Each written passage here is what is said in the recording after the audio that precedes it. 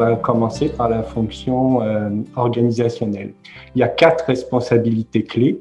La définition d'une vision, la constitution des offres de cours de services et leur structuration, la définition, l'attribution et la gestion des ressources, tout ce qui touche les modalités d'encadrement du parcours d'apprentissage et la formation des acteurs, l'amélioration continue du service. En fait, quand on pense à la fonction tutorale organisationnelle, il y a 4 éléments principaux qui viennent à l'esprit.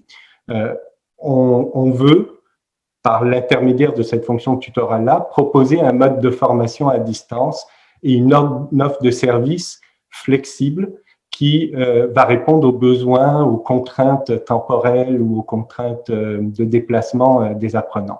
On veut aussi organiser les ressources qui sont disponibles et identifier des attentes qui soient réalistes par rapport au milieu, par rapport au personnel, mais qui répondent aussi aux besoins des apprenants. On veut aussi choisir des modalités d'encadrement pour offrir un service qui soit structuré, efficace, conséquent aussi et motivant pour les apprenants, et faire qu'une équipe de FAD élargie se donne comme but commun la réussite de tous les apprenants en FAD, développe une culture de collaboration et conserve un regard qui soit un regard tourné vers le terrain pour finalement qu'ensemble ils atteignent l'objectif de réussite des élèves.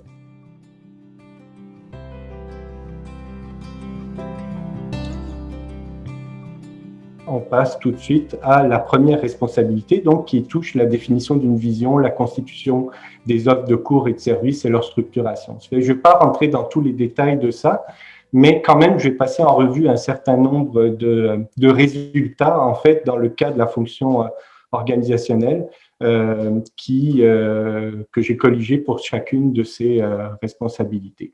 Donc, le service répond aux différentes particularités de contraintes d'horaire ou de déplacement de la clientèle cible, donc des apprenants de notre milieu, qui peuvent poursuivre soit des études ou être en même temps en emploi. Donc, quand on regarde un peu le profil de ces personnes-là, ce qu'on trouve dans notre milieu, dans nos milieux à nous en FGA, que les adultes sont de plus en plus jeunes, 16-17 ans, des apprenants de faible niveau, en difficulté. On privilégie les profils courts, les besoins de préalable pour DEP, études supérieures, etc. C'est courant. Il y en a qui sont au cégep ou qui sont en entreprise, puis certains sont en région éloignée.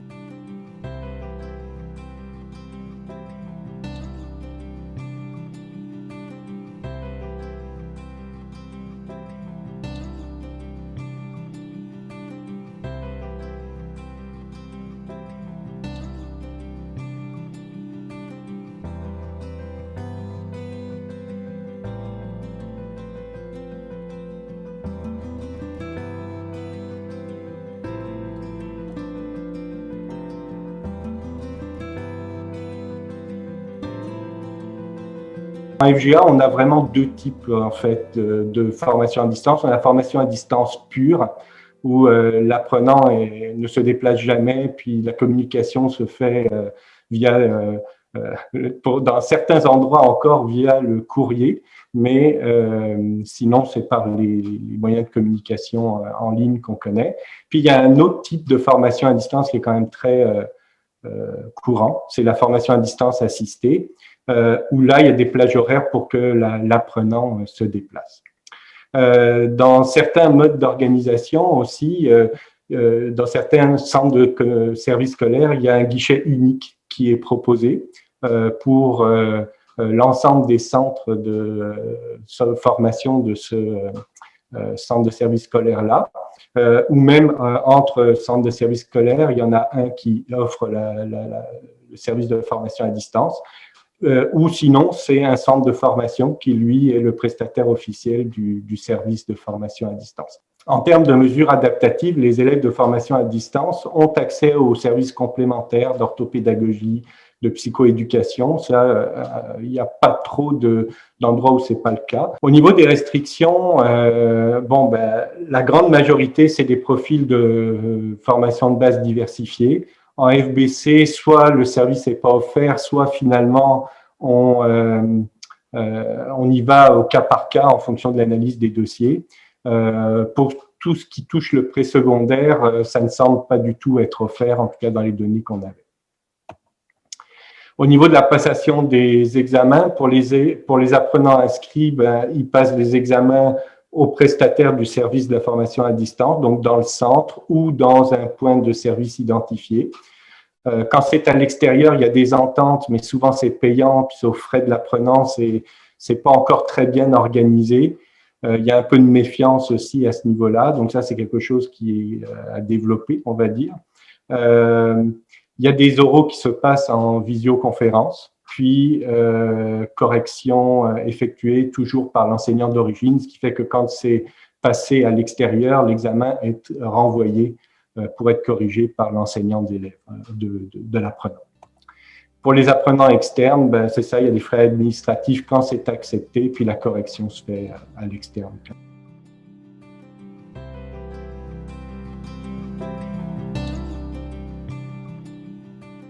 Maintenant, au niveau de la définition, l'attribution et la gestion des ressources, les équipes de formation à distance, en fait, pour les enseignants, il y a un certain nombre d'heures qui sont dédiées à la formation à distance, qui peuvent être prévues dans la tâche éducative, mais en fait, il y a beaucoup de cas de figure qui peuvent aussi avoir lieu, donc soit complètement formation à distance, soit un mélange des deux.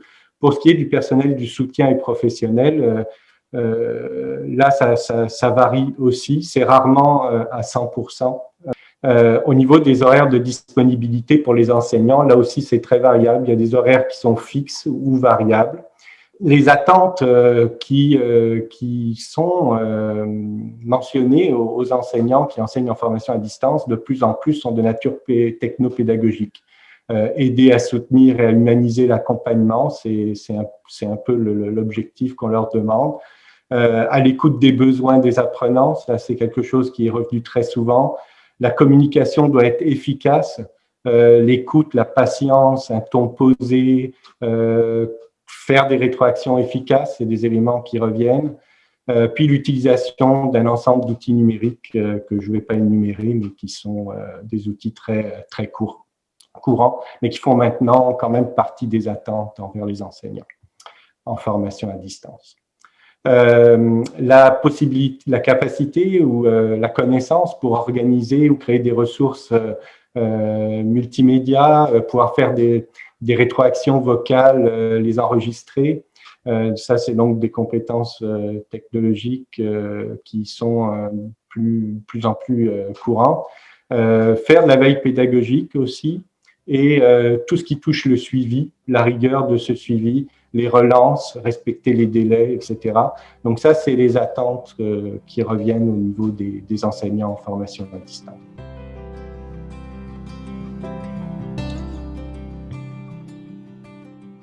Au niveau des outils d'encadrement du parcours d'apprentissage, mais là, on touche aux délais de formation. Et les délais de formation, c'est variable d'un endroit à l'autre. Mais normalement, le processus de relance, il s'inscrit toujours dans une démarche de suivi qui est plus large, où des délais spécifiques à chacun des niveaux de suivi sont spécifiés. Puis, le suivi, il peut être administratif. Donc là, c'est purement le temps est dépassé et il y a une conséquence.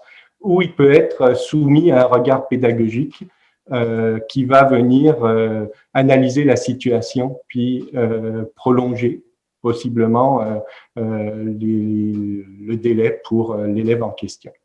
Au niveau des délais de réponse, cette fois, des fois, c'est pas du tout explicité. Donc, les élèves ne savent pas exactement à quel délai de réponse ils s'attendent, mais dans d'autres endroits, c'est très clairement indiqué. Et des fois, il y a deux délais. Il y a un délai de réponse très rapide qui doit être fait en tout temps, donc comme un peu un accusé de réception, et un délai qui, lui, est plus, je dirais, pour la réponse complète comme telle. Aussi, au niveau du nombre de matières, certains endroits n'acceptent qu'une seule matière pour les élèves. Donc, quand ils débutent, ils n'ont le droit de s'inscrire qu'à une seule matière. D'autres, ça peut être une, deux, même plusieurs matières. D'autres endroits, en fait, où on propose à l'élève c'est une matière au début. On va voir comment tu vas te débrouiller. Puis, dès que le premier examen est réussi, là, l'élève a le droit d'aller prendre une deuxième matière parce qu'il a montré finalement qu'il savait s'organiser, se structurer comme il faut. Au niveau du suivi de la réussite, le suivi peut être spécifique à la FAD ou pas. En fait, il peut être réalisé au niveau de chaque apprenant dans le but de soutenir sa progression et tout. Faire ressortir certaines tendances qui permettront aussi de réfléchir sur le service lorsque là, on regarde plusieurs apprenants. Donc, le suivi, il peut être vraiment individuel ou plus sur l'ensemble des élèves. Il peut être sporadique ou systématique. Donc, des fois, il y a une situation qui fait qu'on veut savoir qu'est-ce qui se passe. Donc là, on essaye d'avoir des données. Ou il y a des endroits où c'est vraiment systématique. Les données sont toujours disponibles et à la disposition des directions ou des équipes de formation à distance, justement pour qu'elles puissent en tirer parti puis améliorer certains problèmes quand il y en a. Au niveau des systèmes de suivi, il y a des endroits où il y a des systèmes de suivi centralisés, dans lequel il y a des alertes automatiques et je dirais toutes les informations des élèves au niveau de l'assiduité sont entrées de façon centralisée. Mais il y a d'autres endroits où finalement c'est l'enseignant qui a son propre fichier de suivi.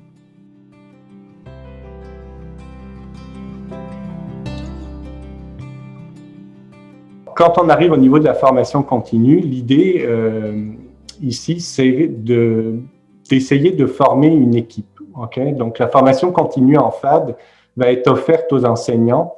Ça peut être identique à l'ensemble des enseignants ou spécifique aux enseignants de formation à distance.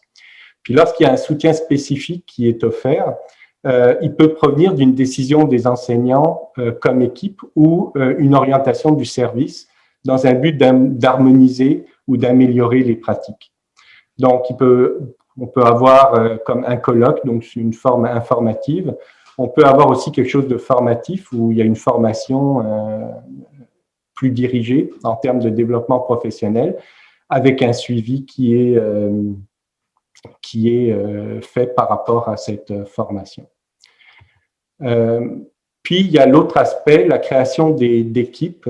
Donc, soit il y a des rencontres matières où là, il n'y a pas vraiment de spécificité formation à distance, ou il y a vraiment des rencontres de l'équipe de formation à distance avec une direction qui est présente, où on ne traite que de dossiers qui touchent la formation à distance. L'idéal, c'est d'avoir une grille basée sur les fonctions tutorales pour identifier les éléments justement qu'on veut analyser, améliorer, etc.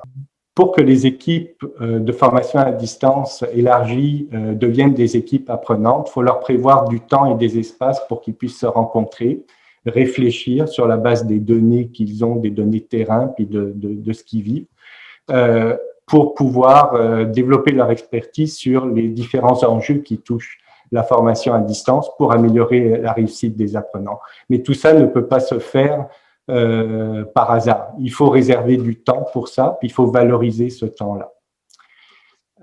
L'idée dans ces équipes-là, c'est d'inclure une plus grande variété d'acteurs, étant donné que le but, c'est de pouvoir regarder le service de formation à distance dans son ensemble. Donc, il faut élargir les acteurs présents ou les membres de l'équipe et favoriser le questionnement à l'intérieur de l'équipe.